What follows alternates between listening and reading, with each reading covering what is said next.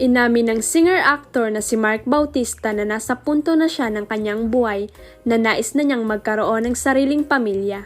Sa kanyang panayam kay Karen Davila na mapapanood sa YouTube channel ng huli ay napag-usapan nila kung kumusta na nga ba ang buhay ng singer. Pag-amin ni Mark sa edad niyang 40 ay never pa niyang na-experience ang magkaroon ng relasyon sa babae. Pero sa kabila nito ay sinabi naman niyang open siya sa possibility na magka-girlfriend. Aware naman ang lahat na inamin na noon ng singer-actor ang pagiging bisexual nang ilabas niya ang librong Beyond the Mark noong January 18 na naging controversial noon dahil sa kanyang mga pasabog.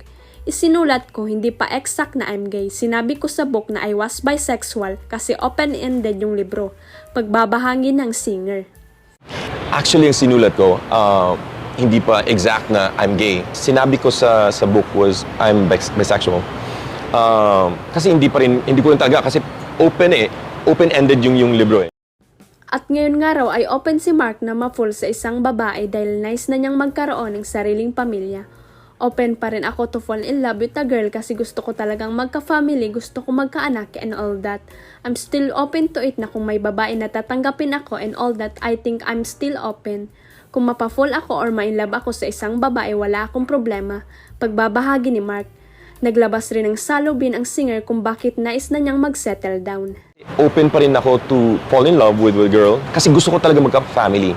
Gusto ko magkaanak and all that. I'm still open to it na kung may babae na tatanggapin ako and all that. I think I'm still open. Kung ma-fall ako or ma-in love ako sa isang babae, wala akong problema. I mean, huwag kalimutang i-click ang subscribe button at i-ring ang notification bell para sa latest at legit chika updates.